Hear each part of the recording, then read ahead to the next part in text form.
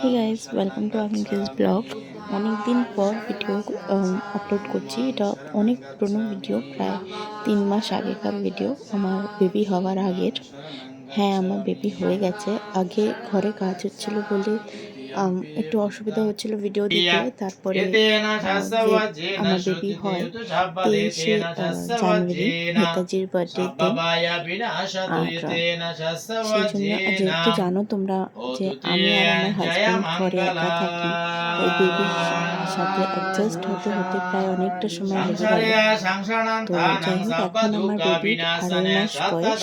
তো এটা ঠিক 23শে জানুয়ারির কিছুদিন আগের ভিডিও।